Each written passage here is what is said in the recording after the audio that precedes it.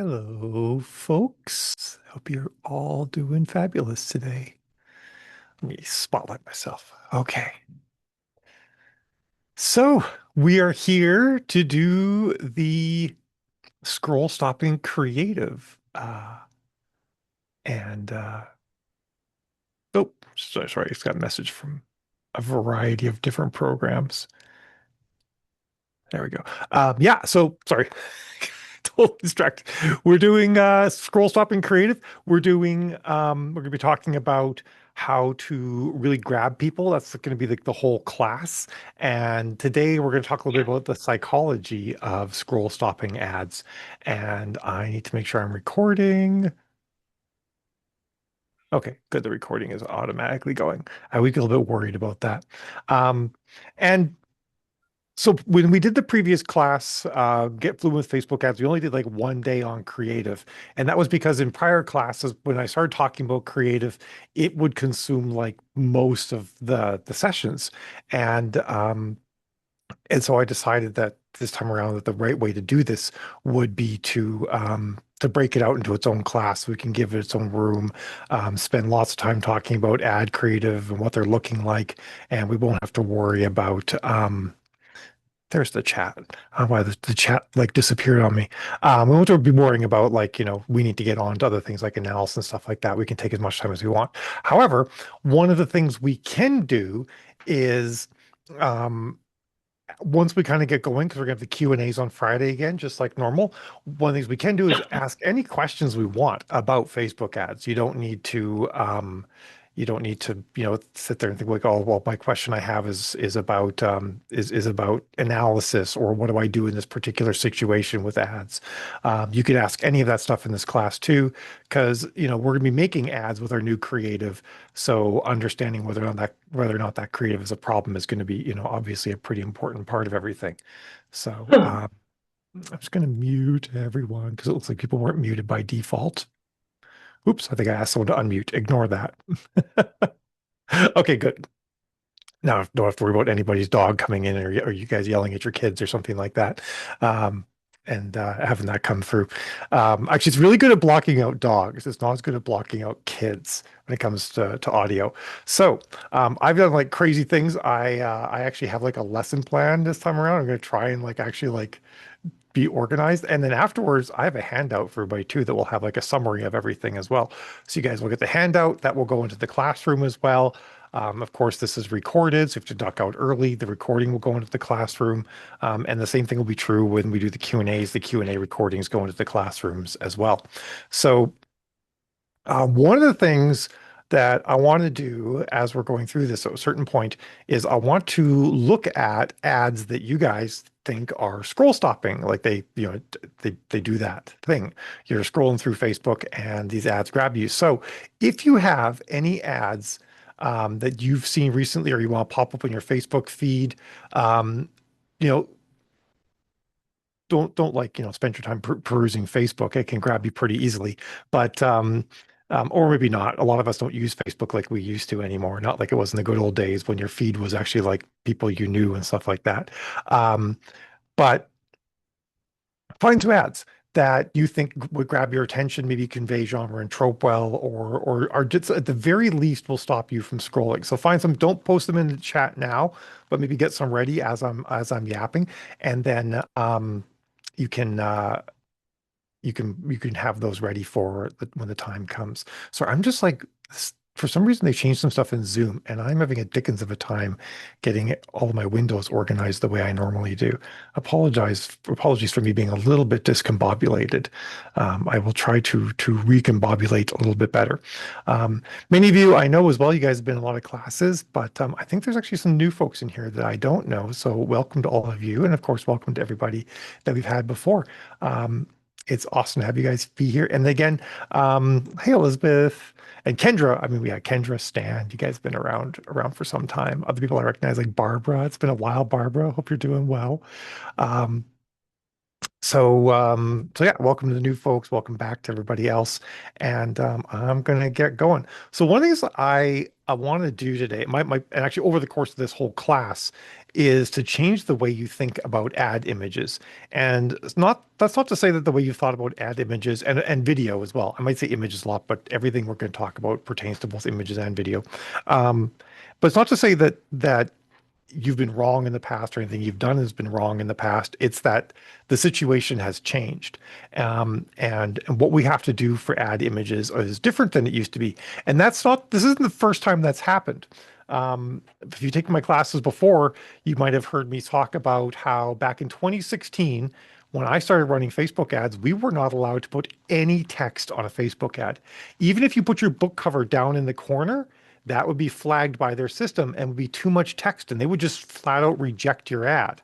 And the reason why was that back in like 2014 or 2015, what Facebook determined was that people were not tolerant of seeing a lot of ads, right? So Facebook decided that if ads don't look like ads, then it can put more of them on the platform and then run more ads and make more money. So Facebook likes ads that don't look like ads. Um, but over time, it started to allow ads that had text. I suspect a lot of big companies wanted ads to have text. I also think that something changed, um, even before 2016, but really after 2016 became very mainstream, and that's memes, right?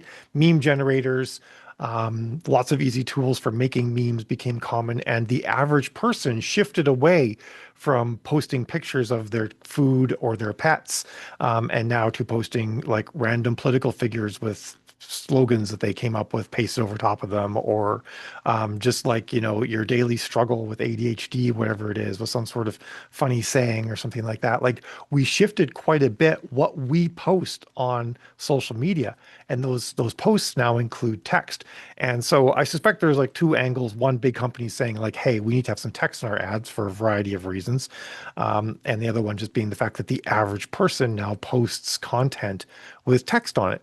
Facebook still prefers less text though, on images. It's still true to this day that if you have an image with text on it and an image without text on it, Facebook will give you a lower CPC on the one without text. And the reason for that is that it can show more of those, right? It doesn't necessarily mean that people do better, they react better to images without text. It means an image with text doesn't look like an ad. And in whatever sort of like ad quotient system Facebook has, where they determine how many ads they can fling at a human before the human closes the app and goes away, those ones count for less if they don't have text on them. So, so that's sort of like one of the paradigms in the system, is that less text gets you a lower CPC, gets you more impressions. But it may not set context as well. People might not know what it is, or they might get the wrong impression and click on it because it's got an attractive human on it, and they like attractive humans, and they didn't realize it was for a book, or if you have a book with dogs and you put a dog in your image, people who love dogs will click on the book. That happens even more than attractive humans. Um, so that's why we need to be able to, that's why text can help, or putting our book cover on there can help. But um, who our ads show to has changed in that Facebook has been removing all of the interest targets and even like the importance of interest targeting. And interest targeting is setting like an authors or movies or TV shows or genres or whatever whatnot when you do your ad targeting. That's getting less and less importance. And Facebook basically never sticks to that long term ever anymore. It just does what it wants eventually. So we have to make sure that everything about our ad screams genre and tropes. That's another thing that we've been doing for some time, but is changing even more, but also has changed back a bit as well. Because one of the things that shifted is that now that the Andromeda AI determines who sees our ads. That's the name of Facebook's AI that does the ad picking for, like, when a given human logs onto Facebook and loads up their feed, there are literally billions of ads that could show to that human. So Andromeda actually like figures out which ones it should show, holds an auction, and then whoever wins the auction is the ad that shows. This all happens in like milliseconds. It's actually shockingly impressive. Um, so So I was reading the chat and I was like, wait, Kendra, meds? What's going on here? People doing drugs in chat. Um, so we now have sort of a new monkey wrench in the what there's it's monkey business. I don't know. I like about I just about combined two entirely different sayings. It's um a sabot being thrown into the works. It feels like sometimes. Um, but what we're dealing with now is that no matter what we pick for who our ad's going to show to, the Andromeda AI will eventually just show it to whoever it wants to, and it's going to do that based on a number of different parameters. And we're going to get into those in those a little bit more. But that's sort of one of the things we're fighting against, and also able to leverage. So we're going to be talking about a bunch of that too. And I guess one of the sort of the things I really wanted you to take away from this class is that the image is now your targeting. That's the big change that we're coming into this year. And that will probably be enhanced in June. Every June for the last like 3 or 4 years, Facebook has rolled out a big change to the platform. It's been a staged rollout, so different people get at different times. I actually suspect that like the very first phases of whatever they're planning for this summer have already started to appear because some weird stuff happened at the end of April as far as just ad spends and a couple other things. But um, but I do believe that they're going to move more toward that, where the AI determines who sees our ads, and the AI is going to figure out what our ads about by looking at our picture, by looking at our text. Um, but one of the things I want to sort of take a step back and think about though is that at the end of the day, there's still a human that has to see our ad and react to it, right? Like Andromeda is not going to buy our books, So we have to make sure, as always, it used to be like sort of like a more fixed algorithm that we had to appease, and now it's an AI that we have to appease. But we have to get it to show our ads to the right people. But then we have to make sure that our ad actually gets the engagement we want from said people. And so one of the things we want to think about is like is doom scrolling, or apparently someone recently referred to it as hope questing. And I think it's actually kind of nice because in a way you are kind of like scrolling, looking for that post that's going to give you the actual dopamine hit. It turns into doom scrolling, but if you frame it as hope questing, maybe it's a little bit better. Um, but it's actually a trance state. Especially if you're going fast, people are not actually really engaging the full cognitive system when they're doing that. It is actually like a trance.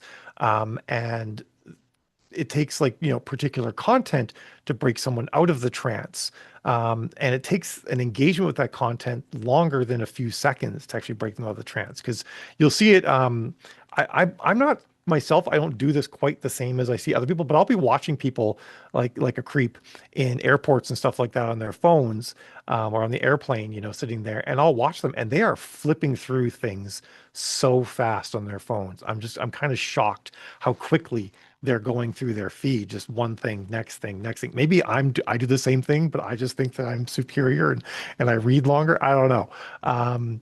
Because sometimes I think if I'm like on Instagram, I probably do actually do a much faster scroll. On Threads, I actually read things, which I think is why I like Threads, because I stop and read all the time.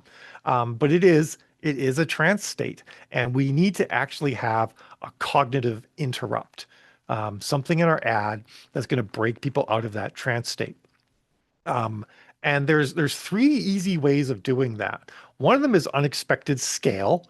And unexpected scale is like a really big scene with a small silhouetted person who's very clearly silhouetted. So you can see there's a small silhouette person.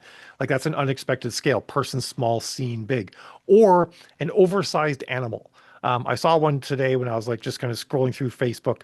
It was a very large raccoon that was saying something in an ad, and it was wearing a suit, and that caught me because like raccoons aren't that big and generally don't wear a suit and tie.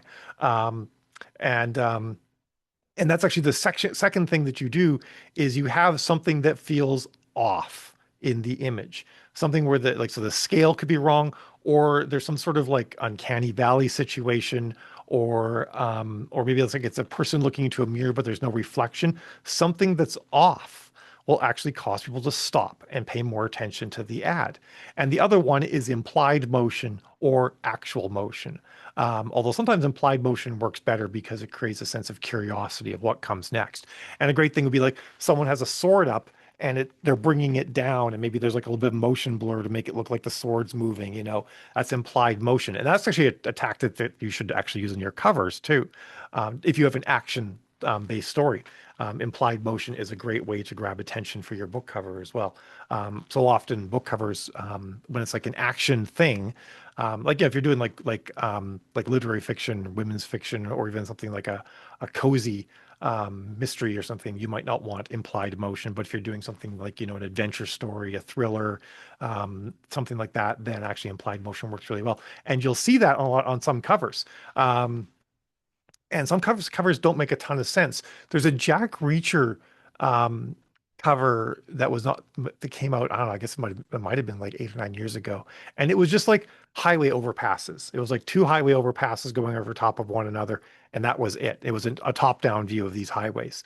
I'm pretty sure it wasn't a photograph either. It was like a semi-photorealistic drawing. But interestingly, like seeing the highways, it makes you think of motion. It makes you think of where the road's going. It worked very well. A lot of thrillers will do. You'll see the picture will be someone like running through the woods, implied motion. So that's a thing you can use on your ads as well. So we got, and again, there's a handout coming with this as well. So you'll get a lot of these notes too. Unexpected scale, visual tension, something doesn't look quite right, or implied motion, and those can cause a cognitive interrupt and stop the doom scroll.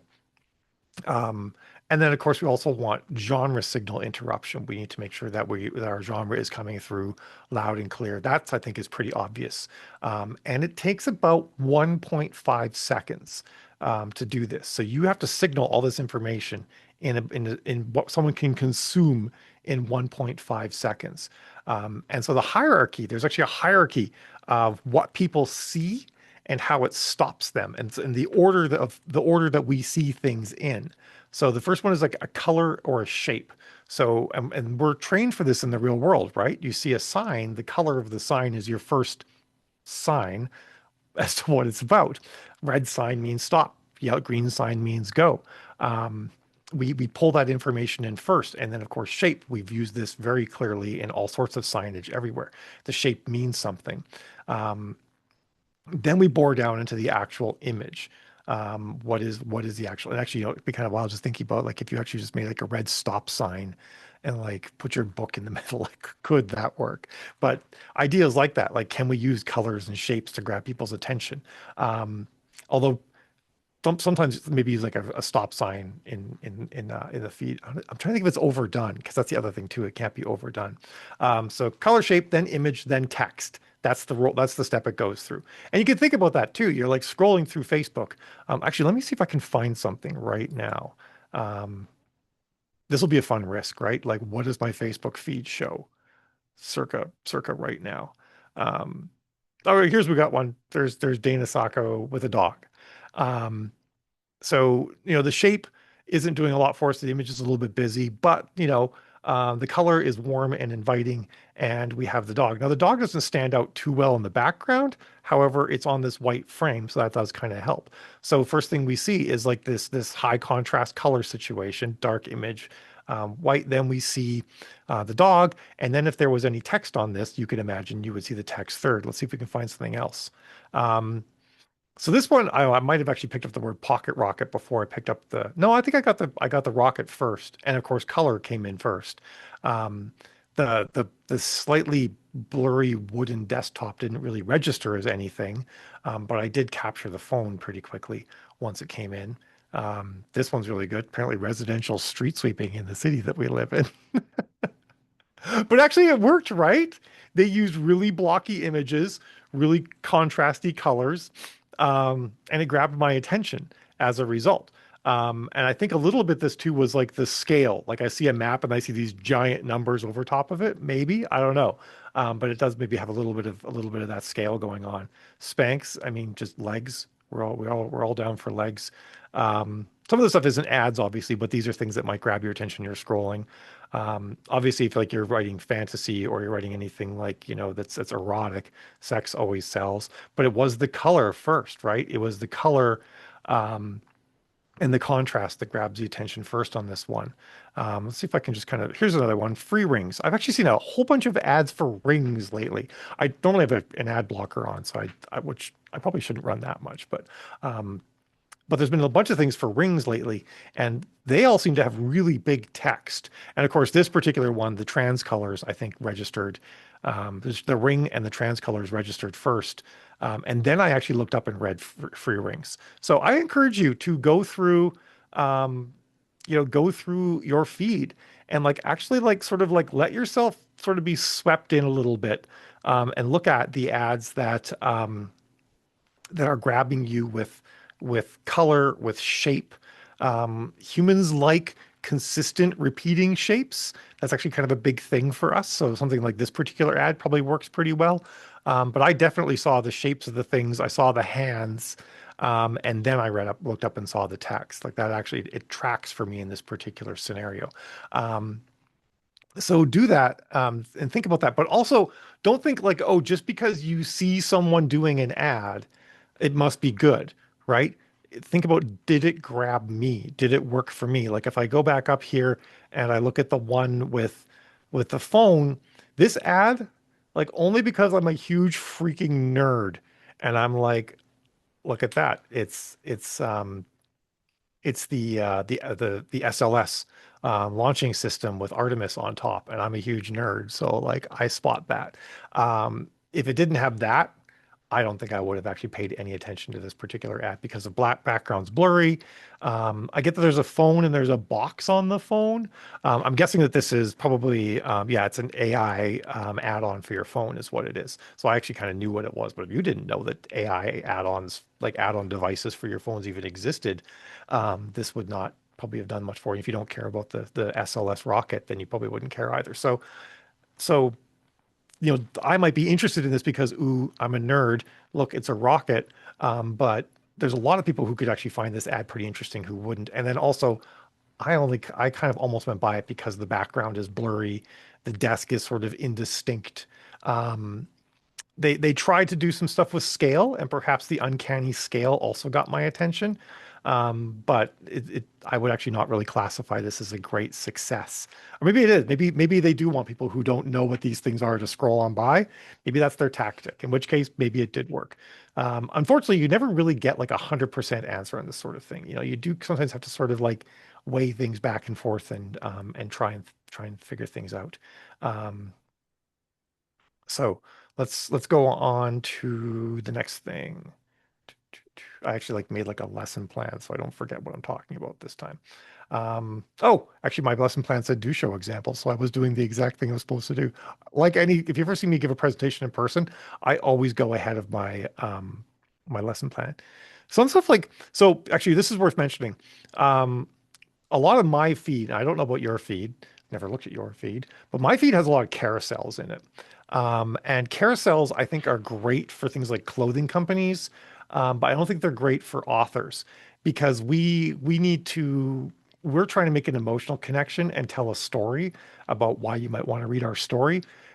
Whereas clothing, for example, grabs on visual appeal at all, right? Like I don't need to ever read this text. I don't need anything that tells me that these are shoes I can buy, right? Like I see the dress, I see the shoes. I think they're pretty freaking cool. They've got like this really neat color palette. This person's sitting on clouds, it kind of looks like, or is that their dress? And that's that sort of cognitive that disconnect. Like, wait, what am I actually looking at here? That particular thing grabs my attention. The dress actually on its own didn't grab my attention. It was the shoes that grabbed my attention. And I think part of it might have been, um, just that imagery, right?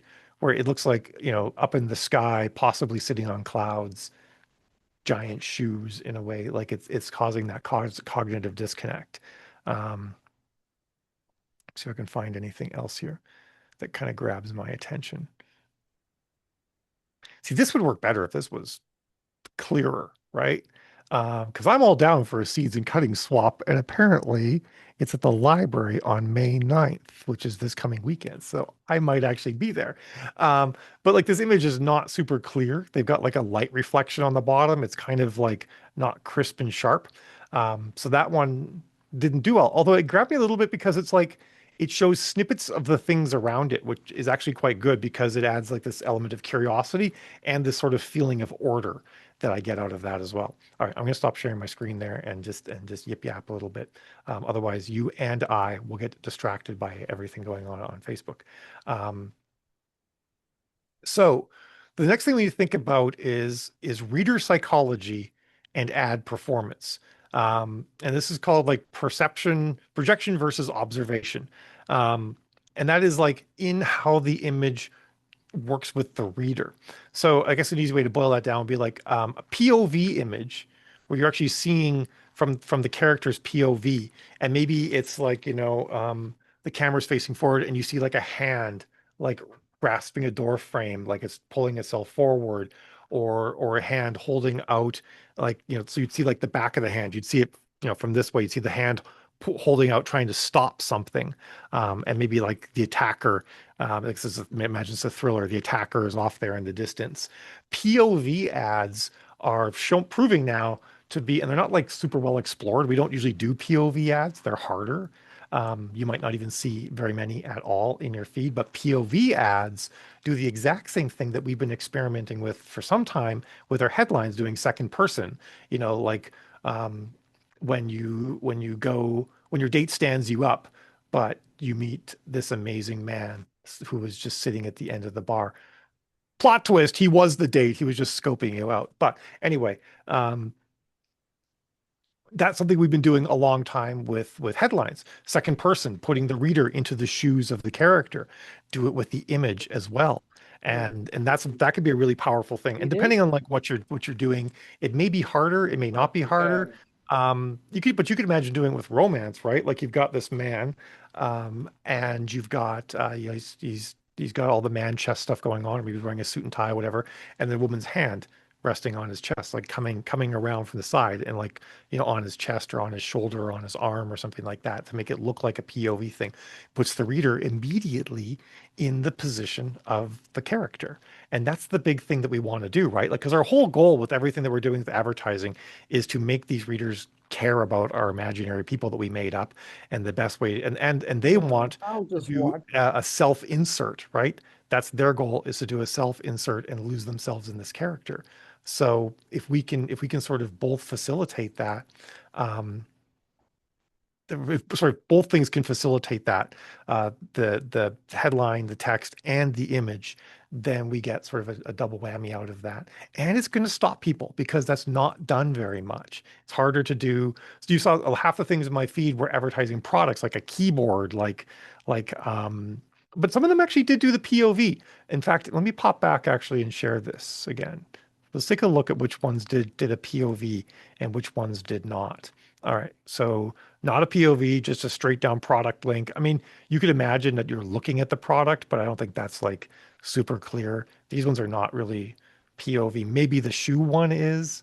Um, but this one was the one that I remembered. This is a POV ad because the camera is roughly where this person's head is, and the hands are kind of coming down on the product. So it feels like it gives you this impression that you are where this person is looking down at the product. So there are some POV ads in your feed, and it might be that I'm just like a goth and super into this or whatnot, but this one really worked for me. Like I actually thought this was like super cool and it grabbed my attention. And all right. I have like I don't know why there was like like underwear ads in my feed and everything. I'm like, oh, this is lovely. I'm sure everybody else has weird stuff like that too. But anyway, that's how it always goes. So that's definitely something to think about. Is can you do a POV ad? The other thing is what's called a curiosity gap. Um, and I alluded to this with when I was talking about the Jack Reacher cover that had just a bunch of highways.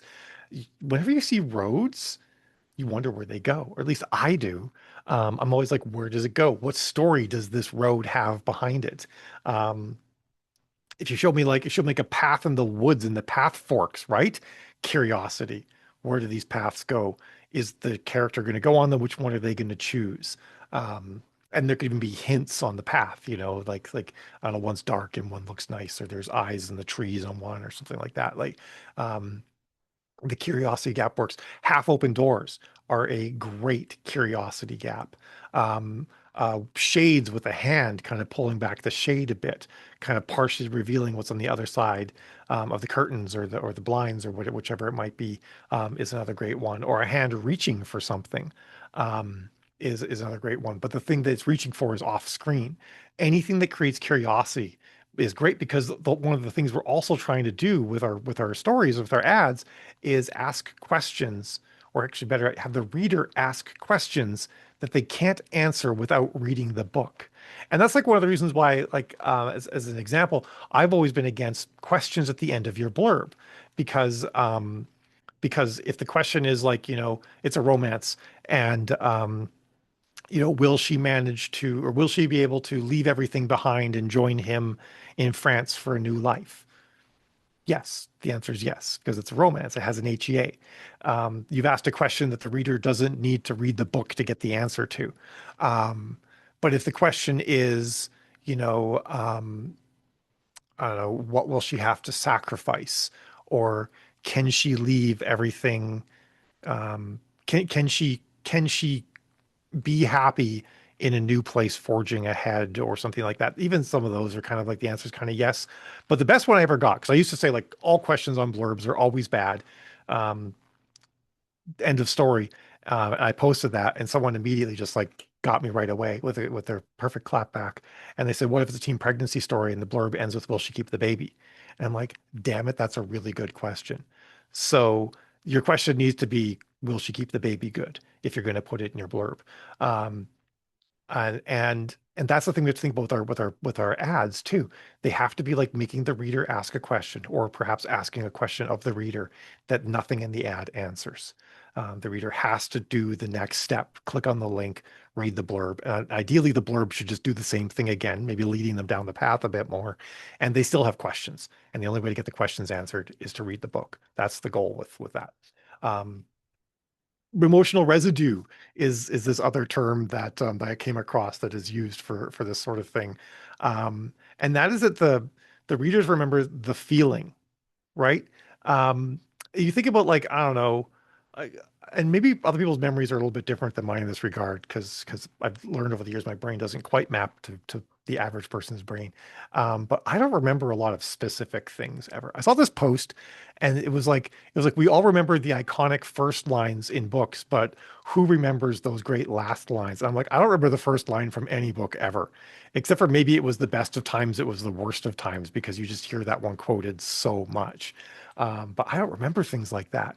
Um, and like if I try to think about like movie posters, I don't remember like any movie posters except for maybe Batman, because it's just the Bat, right? It was just the OG Keaton Batman. What is the Clock Struck 13 from? See, I have no idea what that's from, Kendra, because I don't remember things like that. I'll actually watch a movie, and I will not know the names of any of the characters at the end of the movie.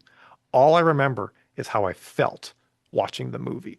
Um, and only when I watch movies a ridiculous number of times do I know the characters. Like, unfortunately, I know the names of like random generals that appear for 35 seconds on Star Wars movies. But if I hadn't watched them hundreds of times, I would not know that. Um, and I guess actually a lot of that stuff I didn't even learn from watching the movies. So like, but like I don't know, like we just watched a Jason Statham movie recently, and there was like there was the MI6 head, there was a person running the new director of MI6, there was the Prime Minister, there was Jason Statham's character, there was this young girl he was protecting, there was like his old buddy from the war. I don't know any of their names. I know all of the events that happened. I know how I felt in different scenes, but I don't know any of the names. And that's one of the things actually I've mentioned for a long time, like talking in my blurb classes. I'm like, don't put as few names in there as you possibly can. I'd really be curious if you could do a romance blurb and just refer to everybody as he or she and even get away with it that way. The names aren't important. It's the feeling that you get from the name that's important. Um, and the same thing is true for your ad. We want to create a feeling from your ad. We want to create some emotional residue.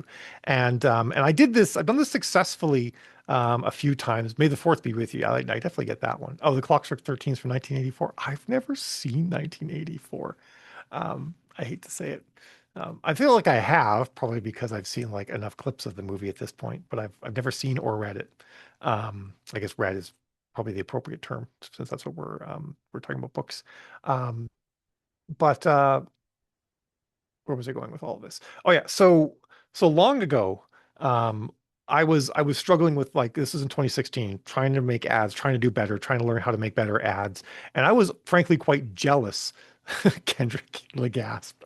I was quite jealous of romance authors because they get to use Manchest on their ads. And Manchest is like an entire palette of emotion and genre and trope signals, right? Like you've got like Manchest in a Hawaiian shirt. We know it's vacation romance. Is the Hawaiian shirt, partially buttoned up? Then might be a little bit cleaner. Is it like unbuttoned? Is it hanging open and he's got like, pecs you could bounce a quarter off of? Then possibly a little bit steamier. Guy's wearing a suit, ties done up, billionaire romance, ties loosened, possibly, the shirt's kind of halfway unbuttoned, maybe it's steamier. I mean, they're not like guaranteed signals. Also, like not everybody uses them correctly, but they do imply things. Um, Throw a bunch of tats and rings on, same suit, suddenly it's mafia romance, right? Um, got a guy with a sword swinging at somebody. It could be like historical fiction. It could be just like epic fantasy. Swords glowing. Now we know there's magic involved, right? Like I was jealous in science fiction because there's like a lot of like really standard ways of symbolizing things that create like immediate emotional responses. And sci-fi didn't have quite as many of those. There weren't like a lot that were built in. And then I remembered, but I thought to myself, like, what was the best sci-fi feeling I ever had? And one that's been done over and over again because it's become a trope and a form of expression all of its own. Um, So I can't believe Lewis, you actually knew the name of the movie. Yes, I think it was Shelter now that you mention it. I guess it was the most recent one too. Anyway, but I was like, what is the sci-fi version of Manchest? And of course, one of the things too is I'm writing all female characters, so I can't exactly have them with their shirts unbuttoned, and whatnot. So I had to come up with other things, and I thought like, what is the most iconic thing? And I remembered it's in the first Star Wars movie when the Imperial Star Destroyer flies overhead, right? And it just keeps going and going and going. Now it seems small because we all saw Spaceballs, which was far more ridiculous. But if the ship comes over and then there's those giant engines and it's firing on the much smaller ship. And then you learn like, and that's the bad guys. Oh shit. And I realized that what I needed was spaceship ass. That was the thing that was going to be my version of Manchest, and so I went out and found like cool sci-fi shots of spaceship ass, and I ran my most iconic ad I ever ran. I eventually had to stop doing it because everybody else found the spaceship ass image too and was using it as well because it was just a stock photo, um, and which reminds me I should probably make some new ones.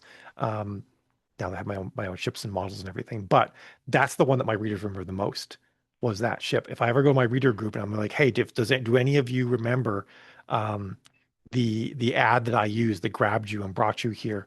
That's the one that will come up. And there's lots of people that like who've been readers since long since that happened. Um, and they can't remember the ad that they saw.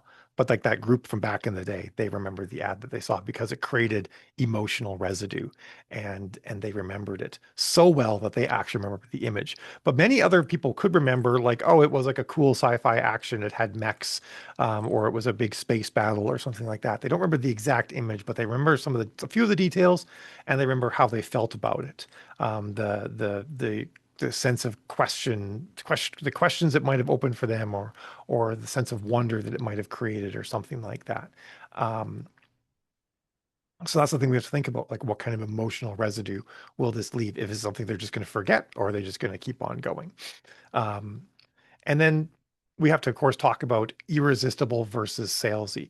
And this is one of the dividing lines. And I've always been against salesy. Like people will show me their ads and they've got like a Kindle Unlimited logo on it or something like that. My first thing is like, get that off of your ad because it's about sales and we're not selling a book. We're not worried about price or anything like that. We're worried about an emotional response. And of course, there's this other side part of it too, that more of the text of your ad's going to do, but you have to convince people that if they spend 7 hours reading your book, they're not going to hate you afterward, that they're actually going to have an enjoyable time and get the feels that they want. Um, so we want to make sure that we sort of like we shift from I want to say this. Um, that the book should feel like a fragment of the reading experience, and that the book should also the ad, sorry, not the book, the ad should feel like a fragment of the reading experience, and that the ad is just like we do in our stories. It's showing, not telling. So a salesy ad, and I don't know if I have, do I have examples handy of this? I don't think so. I did have some on my other computer, and I sat down on this computer and couldn't find those ads. But but a salesy ad is an ad that's going to really put in your face what you're getting. And that's fine for some things, right? Like if you're buying a product that you're buying based on a feature set, then a salesy ad makes sense, right? Like you're going to evaluate, does it do this thing? Does it work with other things that I have? But a book doesn't have to do any of those things. Um, and our product that we're selling is our prose. And I'm a very strong believer of making sure that the text you use on your ad is indicative of the prose people will find in the books. I learned this the hard way when I made a typo in an ad way back, like this was probably 2017, and I saw a comment on the ad that said, "Wow, if the author makes mistakes like this on an ad, imagine what's in their book." And that's when I realized these people are judging me based on, like, they're judging my book's prose based on the prose in the ad. And this was 2017. They'd cottoned on to the fact that authors are writing their ads and it's not a marketing agency. I even tried that. I'm like, oh, don't blame me. I'm just the marketing girl. What do I know? And they're like, yeah, right. Was kind of the response I got on that. So they know that we're writing the ads and they're judging our ad copy, the quality of the writing on our ad copy. Base and assuming our prose is the same. So if you're writing short, choppy ad copy and your books are flowing prose, and you know your readers like flowing prose, you're doing yourself a disservice. You're making a salesy ad. Um, and you're not showing the actual product. You're telling someone about the product. I had like the perfect wording for this before, and I feel like I can't remember. I'm going to remember it. Maybe it's in the handout, is where I put it. But that's like we're going to probably do a lot more of that as we go on. Um, but it's something I think is the most important thing is that your ad cannot be salesy and it cannot be telling people about why they should like the book. It should be showing them why they like the book should, or will like the book. Now, there are some exceptions to this. Um, and every rule has exceptions, right? Like if you know the rule, then you know how to break it properly to get the result that you want. And a great one that breaks this rule is the trope map, where you've got like a book cover and you got all the arrows, and each arrow like lists a trope and they all point at the book. That one works really well. And I think it does it for a couple of different reasons. One, the background behind the book has to be very basic. You can't have a busy background behind the book and then have arrows and text and a book cover over top of it. That doesn't work. The focus has to be like really clear when you do a trope map book. But I think some of the things that does work for is it's perhaps like one we got like the shape of the book. So there's a color and shape issue. Hopefully your book cover is actually doing a lot of the work, grabbing people's attention, conveying genre and trope. And then there's high contrast text around the book. But it is going to be like a shape book cover contrasted over a basic background. The colors and dynamicism, something like that, whatever that word is. Um, and Some of you are smirking. I challenge you to say it. Um, so there's that. You're going to possibly have motion. You're going to have action. You're going to have something pensive, whatever it is that you're trying to convey that's going to attract your reader should be on your cover. So your cover is doing a bunch of the work already in that scenario. But then you've got like, high contrast cover over a basic background. They see that. Then they see the arrows and they see the text. It's going to follow that path. So I think trope maps actually do work because they follow a lot of the rules. Um, they get away with telling because they're just sort of like offering people a cognitive shortcut.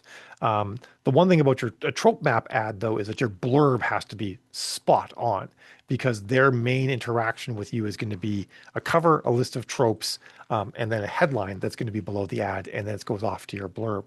They're not going to be getting any character information from a trope map. So two scenarios can work for that. One, it could be one of those genres where the characters don't really matter that much. Like if we're talking, we could be talking about like like 15-minute reads or 30-minute reads or something like that would be a great example where people are going for a quick fix, right?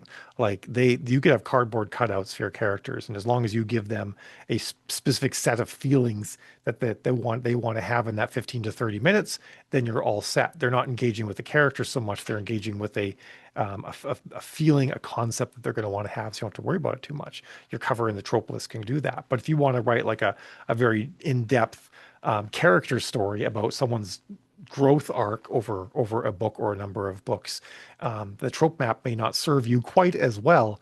Or if it does grab people, your blurb has to make it very clear that this is a very character heavy book, and so that the people who want that sort of thing will show up for it. Rebecca says, actually, someone else said previously, I meant to address this. Um, Someone said something about MM romance, and I missed it. Yeah. Oh, yeah. I scrolled too far. Jackie says, I couldn't since they're MM romance. I'm just curious what you mentioned about that because a lot of things you can get away with MM romance. So if you want to give me some more details on that. Rebecca says, does the book map work for ads on Facebook? Because there's so much text on there, it doesn't look too busy. They do actually work very well on Facebook. It is a little bit genre dependent. Genres where the readers know the tropes, so mostly just romance, work the best. If you're in genres where people don't know the tropes as well, then you can't necessarily use the trope words as much. You might have to use more descriptive phrases and stuff like that. Like I can't say like space opera is actually one of the best ones. Space opera is both a genre and a trope, and most of the readers have no clue what it is. It's not a term that's used in the readership, so you'd have to use other words in space, like I don't know, like um, grand scope or something like that. Space opera actually has a bunch of different elements, so grand scope doesn't encompass it all. Um, but you do also want to make sure that that's one of the things I mentioned. If you do a trope map, the background around the book has to be like solid color practically, or maybe something very slightly hue shifting, because you've got the cover, you've got the arrows, you've got the text. The text needs to stand out very clearly over something, otherwise it gets lost and no one's going to read it. Kendra says she scrolls past trope maps these days since they're so overdone in cozy fantasy. And also the same thing. Oh my God, they say found family. Who here has not heard my found family rant? I can't bear the term found family anymore. It is beyond overused, and it's one of those words that's gotten to the point now where it has no meaning anymore. Um, Let me find the thing to use in place of found family. Um, Oh, Jackie said when you said the blurb with he, she. Oh yeah, that of course. That does get difficult, right? Like it could be with FF as well. Um or it could be basically anything other than MF romance won't work that well with he, she. But MF romance is in like kind of a cool spot where it could work with he, she. All right, I'm gonna bring this up. This is a bit of a segue, but anyone again who's been around my talks long enough knows I am the queen of segue. So TV Tropes has this breakdown. Um, Sorry, I have to turn off my ad blocker before TV Tropes will let me actually load them, which I'm fine with. Okay, now I'm going to break this out and share my screen. They have this really cool breakdown on found family and a whole new way to think about found family. So they have, if you just go to tvtropes.org and search for found family, you're going to get a bunch of different ones. Um, and let me see if I can find, there's like if I just start on one of these. Okay, actually, maybe it's family tropes that we can start with.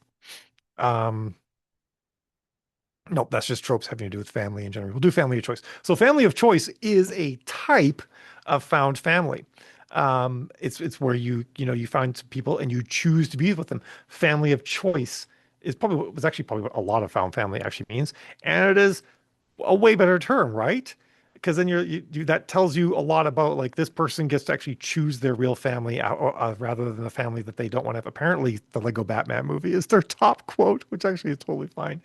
Um, there's oh man, I wish I remember all the other ones here now. True Companions is another found family trope. There's Criminal Found Family, which is a trope. Found family via work. Fire Forged Friends is a found family trope. Um, friends are chosen, family aren't. There's a lot of, so, and again, I'm not going to spend a whole bunch of time diving into this. There's like a master page for found family that then like breaks out into all these other major breakdowns. But even family of choice like lists a bunch of them, and you could sort of just, you know, you could like wiki your way through these, like you got true. Oh, here we are. Band of Brothers, Brotherhood of Evil, Criminal Found Family, Family of Choice, Fireforge Friends, Honorary True Companion, The Power of Sisterhood, Sworn Brothers, Power of Friendship, A Friend in Need, Close Community, Undying Loyalty. Um, you know, we are struggling together, Headbutting Heroes. Um, these are all different types of found family tropes. And again, there is actually a True Companions is a sub trope of like this other one that they've got a whole bunch of other tropes in there as well. So I really do recommend wandering around, looking for found family on TV tropes and seeing is there a better one you can use? Because like Kendra said, found family is just kind of exhausted and and it's like it's like if you say the word don't like over and over again for like 10 minutes, it just like it doesn't even feel like a word anymore or any word. I just picked don't. Found family has totally reached that, I think. And it doesn't really mean anything to anyone anymore. Okay. Kendra, Chosen Family. You probably remember that rant then, don't you? I think you were there for that. Linda, note to self, take Found Family out of blurb. TJ Muir says, Found Family, I was just walking along, sat down on a bench, looked down on a whole family sitting next to that squirrel. It is the autistic brain might take it entirely literally. Yes, that could be a problem, depending on how you operate.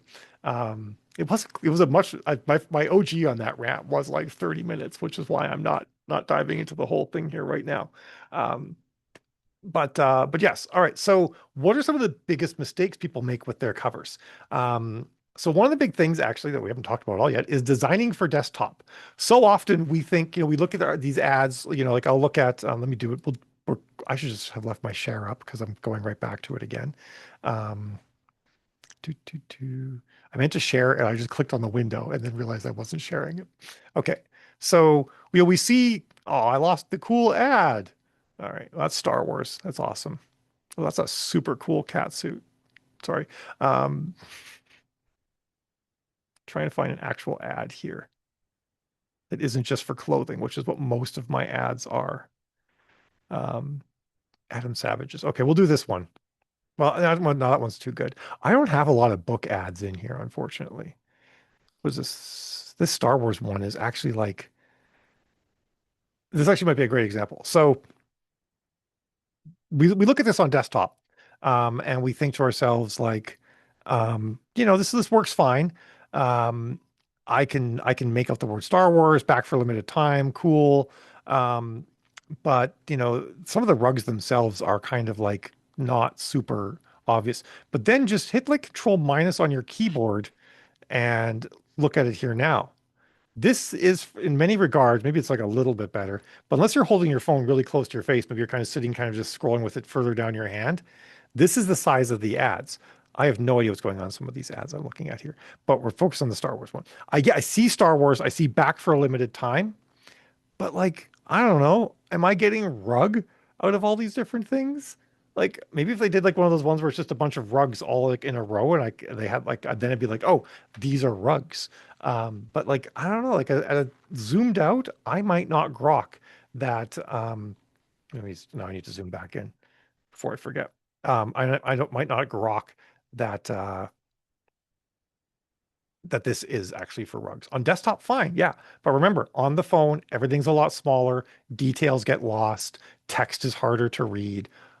A lot of us have older readers. If you look at your Facebook ads, probably half of them are people are over 65, right? So keep that in mind. It's going to be small, it's going to be mostly seen on the phone, and details are going to get lost. So that's one of the first things you want to remember. Um, those are in-feed ads. Or different things you should use for ads on the side of the feed. Um, Are you referring, Rebecca, to, let me scroll up and see if I can get some. They were there and then they went away. Um, the right side feed ads here, if they'll come up. Come on, Facebook, do me a solid. Yeah, Kendra says that adds such a disconnect. Couldn't tell what Star Wars had to do with random rugs. Yeah, right. And when it's smaller, you may not have ever seen the Millennium Falcon. It just might not have triggered as well. Um, right side feeds don't really get so the ads on desktop on the right side, if Facebook ever decides to load here we go. That is a very poofy jacket that they've got going on there. um, these, as you can see, they don't always load for some reason. They don't get a lot of clicks and they only show on desktop. So, and actually, interestingly enough, desktop only ads can actually work very well. Where you're showing, like, you don't show mobile devices at all. It's a tactic I actually use a fair bit where I go down the placements and I turn off mobile and only show ads on desktop. But the interesting thing that's happened recently with these right side ads is the CPCs on them have gone through the roof. They used to be like like a half of like your main feed ads or even less sometimes. And now they're the exact same price. If you're paying like 20 cents for a click in the feed, you'll pay 20 cents for a click on these things. And actually, if you sit here long enough, you'll notice they change out as well. They sort of rotate as a person sits here and browses Facebook. And obviously, once you're in the feed, and you're browsing, and these ads up, like I'm looking down here, at Uppity Negris, um, or alpaca socks or something like that. This one's good, by the way, except it's AI, but the imagery. I mean, I'm not against AI. I'm against bad AI, and this is bad AI. But it did grab me because it's missized alpacas and very large socks, right? It was that uncanny valley. Something is wrong with this picture. To be careful with that because people might react badly to the thing that's wrong. But in the meantime, these ads in the upper right changed. I didn't notice because I'm kind of like I'm in the feed now. I'm looking at this super handsome man, um, or whatever, this very purple room, whatever it might be. Like I'm not looking up here anymore. So those particular ads don't really matter that much. Also, it's worth noting they actually rely more on the image than the other ads do because you get less headline space and you have no primary text. So the image has to do everything. Um, TJ Muir said, or Terry says Terry, we should just be doing Facebook main feed anyway. Absolutely not. The same humans view ads in all the different placements. There's no reason why a human viewing an ad in one place will be less likely to click than a human viewing an ad in another place, sort of all things being equal. Now I'm going to walk that back a step, and I always turn off any video placement um, on a on it for a non-video ad. So if I'm using an image ad, I turn off Reels, and I turn off ads for Reels. And because what happens with Reels is people are doom scrolling their Reels, they see an image, they think it did an autoplay, or maybe they bumped their phone and paused it, so they tap it. Now it loads Amazon. They're like, I didn't want to do that. They go back. So image ads on in video feeds don't work that well. I also always turn off Marketplace because I feel like people are in a shopping mood for something else generally when they're in Marketplace, right? Like if I was selling, I don't know, cars or toasters or who knows what, like something you'd find at a garage sale. Yeah, maybe I might do marketplace feeds, but books are always kind of out of place. People are rarely browsing Facebook Marketplace for books, so they sort of like stick out like a sore thumb, and I find they don't work that well. Also, Facebook every now and then goes hog wild. Showing ads in the marketplace. It's also just recently done that with the search placements, by the way. So I've been going into a lot of ads lately and turned off search placements. Lately, search placements are getting more impressions than the Facebook feed. Usually, they used to get so few impressions it wasn't even worth the time to click to hit the button to turn them off. But lately, they've been getting a ton of impressions. So I've been turning off search placements as well. So search placements, marketplace, I turn off because they do weird things, and then I always turn off video placements for image ads. What I learned why I do this is that when you run sales ads or lead ads, you can see which placements convert, and they all convert. The feed will still convert the most because it gets the bulk of the activity, but the other placements all convert as well. And then you just look at those individual placements. You're like, okay, this one is way too expensive, or wow, like this is what I used to decide with like these right side desktop ones. I'm like, they're like 5 cents a pop. It's just free eyeballs. I might as well, right? I'm getting because you'll get like acres of impressions. You won't get a lot of clicks, but you'll get tons of impressions. Now, a lot of those impressions, human eyeballs probably never saw, but it can sort of, when they do, it can help increase brand recognition. But now they're so expensive. I've actually recently started turning them off. Maybe Facebook will fix that, but I do watch that. Um, why do you turn off the mobile ads? Rebecca asks, as a way to reach a different audience. Because generally speaking, desktop ads don't, there's not that much play. They don't get shown that much. You're going to find that the Facebook mobile feed consumes the lion's share of your budget. Um, but a lot of older readers live on the desktop. They don't actually use Facebook that much on their phone. Maybe they have trouble reading on a phone or whatever the case may be. And you can really target older reader audiences by just doing desktop only ads. They can work really well for that. You usually can't get your spend as high because there's not as big an audience, but they can work very, very well. Um, awesome. Great, Heidi. It's been awesome to have you. And I only have like another like 20 minutes or so you shouldn't have too much more you have to watch. Okay. So, size. We talked about size. Creative fatigue denial. This is like one that I saw this phrasing and I stole it because a lot of us we do deny that our readers might have creative fatigue with our ad images. I'm going to explain a little bit more about why we might even be getting more creative fatigue than we think we're getting in the next one. Um, but that's one of the things we'll get. The pretty trap. Things that are too pretty, that are too polished, actually are invisible. And that was why that second thing, like we're talking, because we're thinking, right, scroll stopping. How do I get people to break out of that trance and keep going? If it's too pretty, it just sometimes is like, I don't even feel the need to engage with it. It's fine. It's good. Someone else has probably commented, I'm moving on. But if it's like got something sideways, something a little bit off, something that like, has a quirk to it, now it kind of gets my attention. So when it looks too pretty, it can actually be hurting you a bit. You want things to look a little bit, maybe a little bit rough. Actually, an interesting side story too. Remember like back in the day, they're not as common now, mostly because we all got too annoyed with them, but you go to buy something and you land on this massive page. Like you have to scroll like 90 times to get to the bottom. And finally at the bottom, there was a sell button to buy it. And the whole thing was like telling you the story and pitching it to you. And there's testimonials and all sorts of things like that along the way before you got down to that buy button. And they generally looked like they were made like in 1998, right? Like they were like not well constructed. They were kind of like they looked like a 12-year-old. Actually, maybe not a 12-year-old, a 5-year-old made them. 12-year-olds are probably pretty savvy. Um, and and they worked really well. And I was actually doing a bunch of advertising, working with businesses, advertising products, and we were using that kind of page. And I'm like, this offends me, right? Like I'm a web designer, I'm an artist.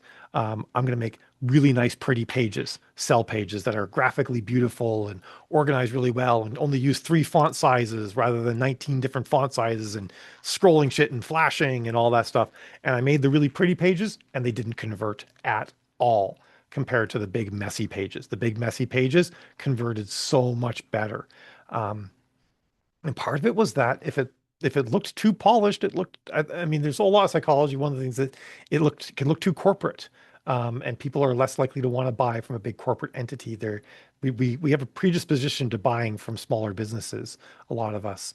And so that's one of the reasons why that would work well too. But it kind of comes down to sort of like this overall statement that pretty is invisible, polished is invisible. Um, and actually a great way to like think about this too is like you see a bunch of models, and they're all like look the way they're supposed to.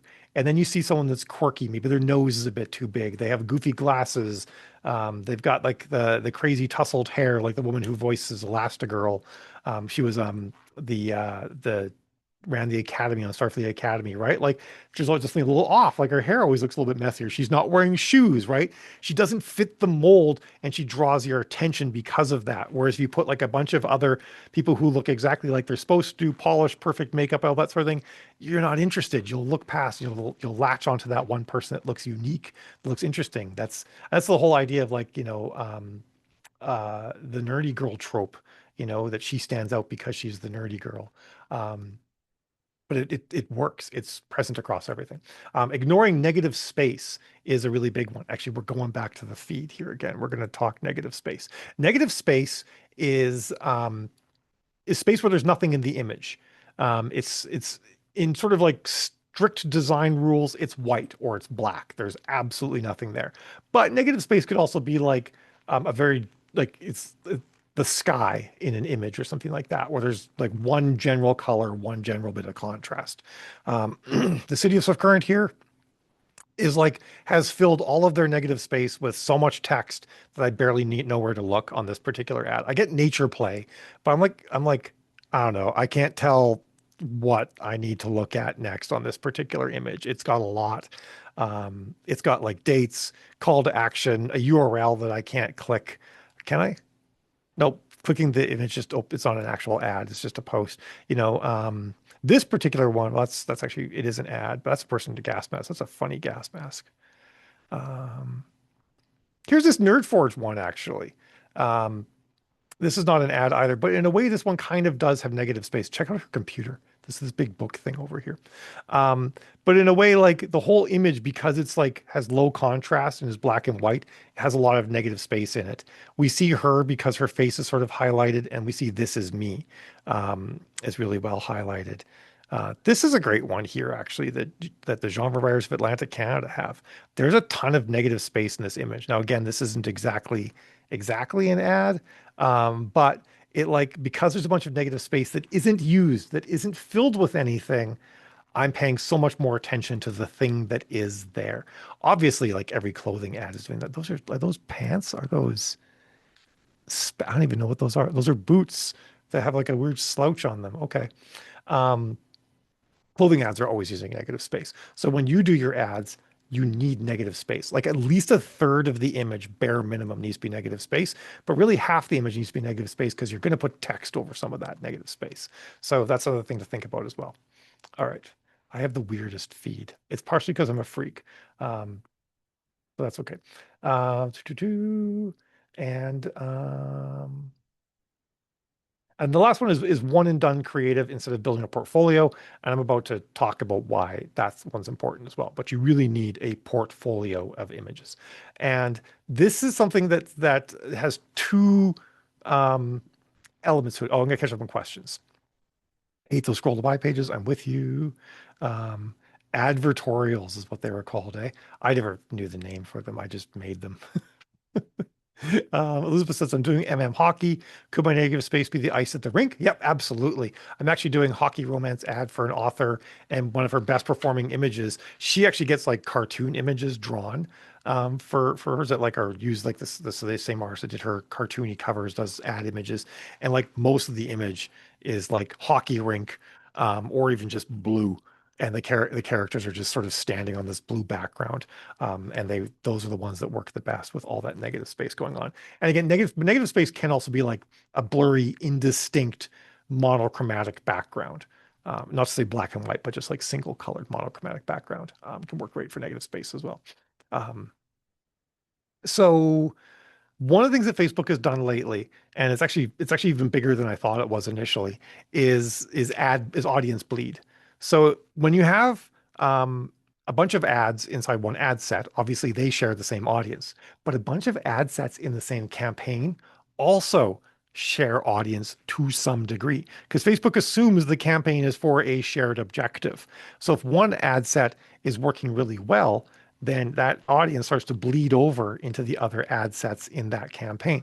Now, if you're running traffic ads, the downside is that Facebook doesn't actually know if it's working well. This particular setup works fine for lead ads and sales ads when the site that you're sending traffic to reports back to Facebook and says who converted and who didn't. That's all great.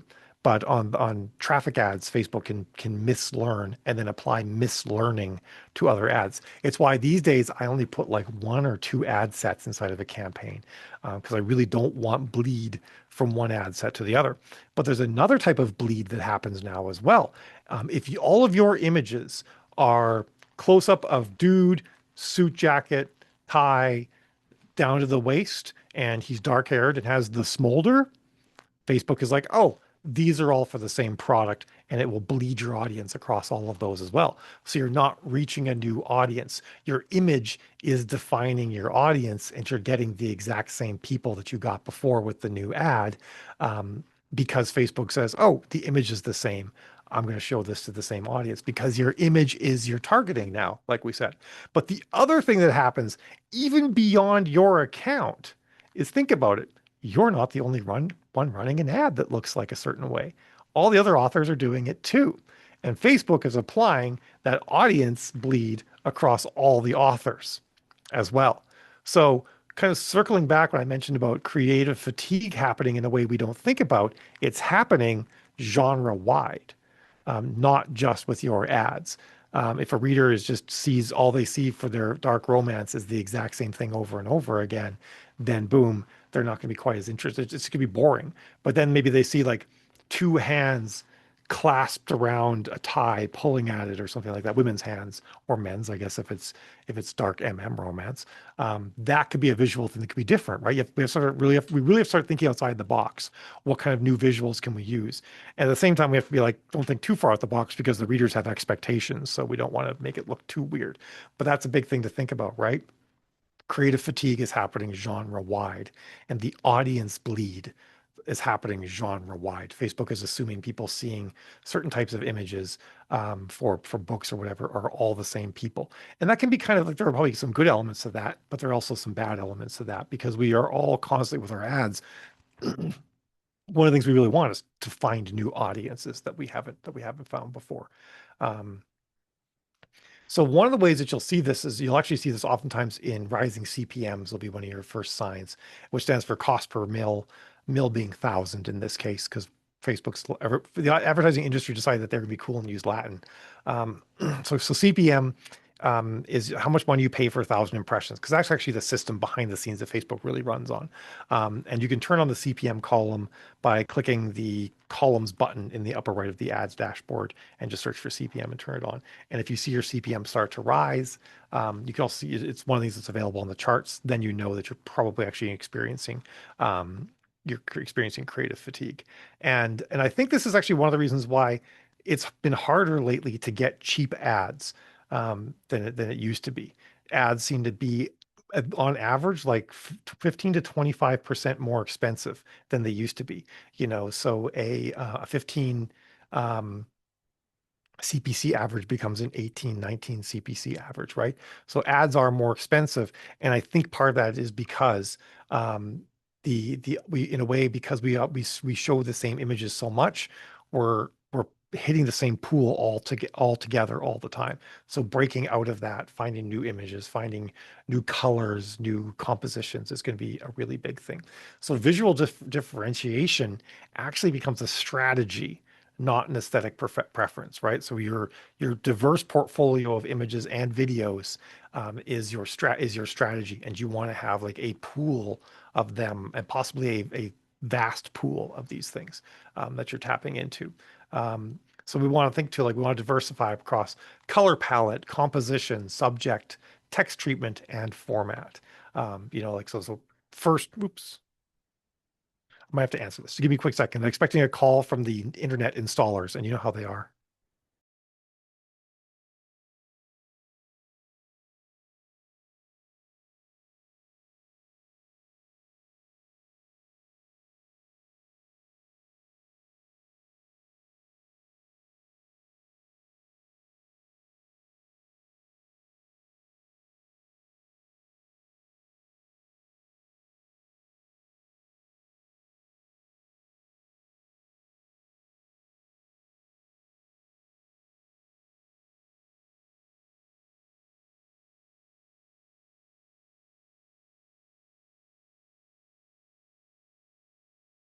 I apologize for that. I've been waiting for the fiber optics installer at our office for 5 months.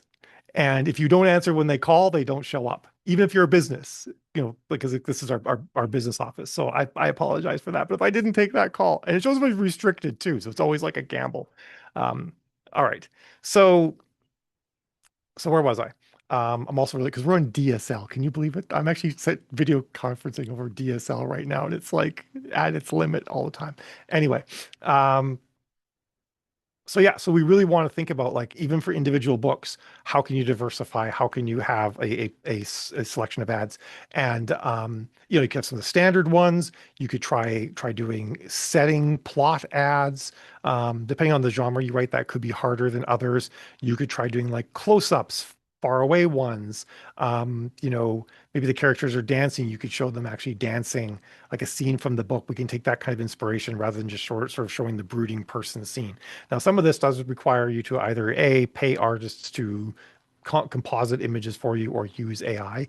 Stock, we do sort of like hit the limit on with because of stock images before too long.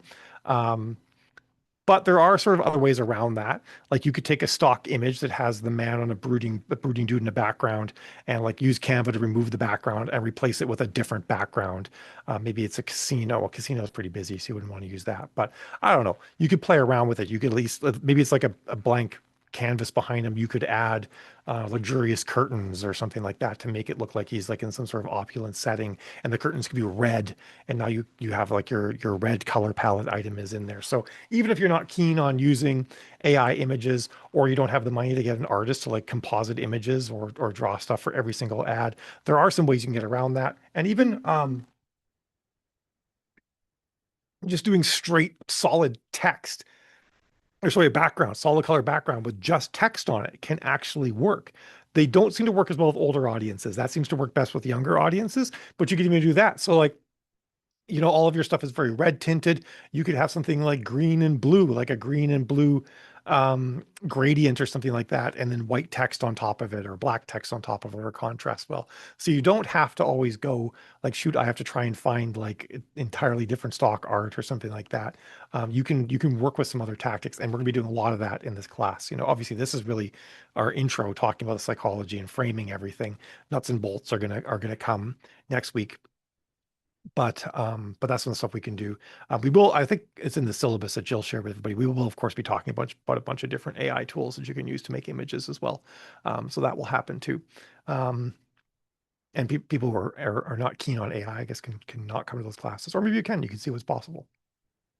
Um, ba, ba, ba. Composition does matter too. You've got I don't know, you got two people, you got like the pew pew space battle going on.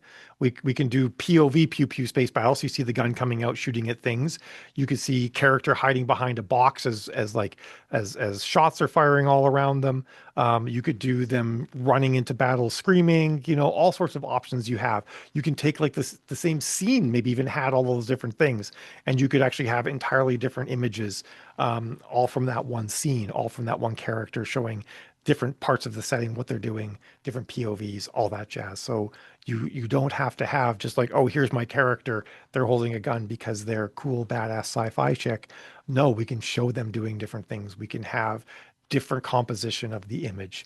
And again, I guess the one where we replace the background, we could put bright red curtains or something like that could also be a composition image. And really each book, you should have 5 very different ads that you're running. And you might maybe settle on some that work well, but do remember that eventually those ones will start to become saturated, and you're going to want to be trying out other ones. You're going to always have a bunch of different ads in your toolbox. So what I'm going to actually want you guys to do for homework, um, is on your platform of choice. Doesn't have to be Facebook, could be TikTok, could be Instagram, could be Facebook. Probably not Threads because there's not that much graphical stuff on Threads. Um, doom scroll a bit, and like sort of let yourself just sort of like get into it, and not be paying too much attention. And when images, it doesn't have to be ads. It could just be like other people's posts, because a bunch of ones I looked at, they weren't necessarily ads. When images or ads are pulling you out, grabbing your attention in that split second, try and like identify what it is that's grabbing you. Is it the color? Is it the composition? Was there something weird about the image that grabbed you? Was it just an attractive human in underwear? I don't know. Probably skip those because those ones are obvious. Um, but find the images that you think that grab you and what you can learn from them. And then we're going to put up a homework thread, where you can then post the images that grabbed your attention and what you learn from them. Ideally, they should be book ones, but like if you're like me and you don't have that many book ads in your feed because you're just a shopaholic, unfortunately, I've barely been buying anything lately. But Facebook is like, nope, we know you buy clothing all the time. It's been like a year since you've bought a lot of clothing, but we're still just gonna show you clothing ads. Ironically, other platforms, like Threads, I actually get lots of book ads. So maybe that'll be the place for me to do it. I might have to scroll a bit more because there's not that many ads on Threads, but you get the idea. Try and find some book ads if you can, but also if there are other images that really grabbed you and you think like this is actually kind of profound or interesting, then those would be great examples as well. And I want everybody to try and find three of those, and then post and explain what grabbed you, what was interesting about it, um, and then also like, was it interesting enough to make you click, or did it sort of like make you go like, huh, and then nah, like was the grab almost like disingenuous in a way, like it grabbed your attention, but then just wasn't interesting beyond that. So like that sort of thing, like did it have a good pitch, but not like actually like hook you properly. So that will be another thing to think about with the ads, and at least three that you would do. And then on top of that, there's like going to be like the bonus homework is brainstorm three ads you could make for your books that actually use some of those things that you saw in the ads that grabbed you. And I think this is really important for everybody to do themselves as well, because what interests me, what grabs me as I'm scrolling is not the same thing that's going to grab you. And for most of us, we are likely to be indicative of our readers more than not. So me, I'm into sci-fi stuff. I'm into goth stuff, that sort of thing. So I'm into like like cool tech wear stuff like that. So that's going to grab me. May not grab you. You might be interested into like maybe like it's pastels are your thing, and like soft pastel colors really grab your attention, and you think that actually would apply to your readers too. Um, all that sort of thing. Anything that you think applies to you that fits you well, chances are it's going to fit your readers well because your readers read your books, right? So they are and everything that you like and that interests you and attracts you is probably in your stories. So chances are if it attracts you, it's going to attract your readers. You are, for every one of us, we are all very good archetypes for our readers. We're not the only one, but we're like a good place to start. So that's where we're going to start is with that. We're going to get on later on to like making archetypes and or personas, depending on how you want to describe it, and thinking about what they want. But I always feel like the best one to work with is us and how we feel when we see things, because we can the number one way that stuff hooks people and sells is by feeling, and it's very hard to sort of like imagine what a person who isn't you and isn't like you feels when they see a thing. However, I do think that we're very well suited for that being authors because that is kind of our job. So we will get into that a bit. And that's actually one of the big things, by the way. When we start making personas, we want to think less as advertisers and more as authors creating characters. That will be kind of like our cheat as we get around that. So thank you guys so very much. Oh, actually, let me put into the chat. Oh, there's a couple questions too. I will get to those before I sign off. And then I'm also going to put the handout into the chat. So it'll also be in the classroom when we get the video and everything. I'll put the handout up there as well. But this sort of encompasses everything that we talked about today, and you guys can have that as a reference. It's got a little checklist at the end as well. And Marissa says, if you write in different subgenres, should you have different ad accounts for each subgenre? Yes, you should. In this day and age, everything there's another level of bleed, and that is at the ad account level as well. So yes, if you don't think it's the same audience between your different subgenres and or pen names, then yes, you should have a different ad account. If you think that your audience really could bleed between them and that would be okay, then you wouldn't need to have a separate ad account. But a great example would be like clean versus steamy, obviously separate ad account for those. But if one's like small town and the other one is, I don't know, just sort of general contemporary romance, but they're both the same heat level, you could probably run those under the same account. But one's small town, one's adventure, that I might want to have separate ad accounts for. So you kind of, it's a little bit flexible. You need to kind of make some decisions. You also need to have a separate page that you run the ad under. So separate ad account and a separate page. You can't have the same author page for each. You don't need to like really flesh out the page. You can have it like just have a couple of posts and like a link to your website or something for each of the author pages. But the author page also sort of like holds an element of the audience as well. So if you only have one author page like MD Cooper author, and you ran all your ads listing that author page, there would be audience bleed through the author page as well. Kendra says, oh, is that what happened to my great ad that went sour? Yes, so I'm thinking you're referring back to sort of like genre-wide creative fatigue, and probably yes. And Rebecca says, I know it's big ask. Can you do that too? So we can see from your perspective what. Oh yeah, absolutely. Yeah, I'll do it too. I'll do the homework as well. Pinky swear. But you probably saw a little bit of that already with me just kind of going through my feed and highlighting things that grab me. But yeah, I'll do it more structured in homework as well. All right. So I hope you guys have yourselves a fabulous week. We will reconvene, same bat time, new Zoom link. So new bat channel, I guess. Maybe Zoom's our channel. Same bat time, same bat channel. I get to say it. On Friday, noon central. No, what time zone? We were mountain. This is noon mountain. I'm in a weird spot. We're in Central Standard Time, but because we don't do daylight savings time where I am, we appear to be in Mountain Time. So it gets me. I was like so excited to go back to places and use daylight savings time, and then I realized it's actually a giant pain in the butt to effectively change time zones on everybody else. All right. I had a lovely time. I hope you guys did as well, and I'll see you on Friday. Ciao.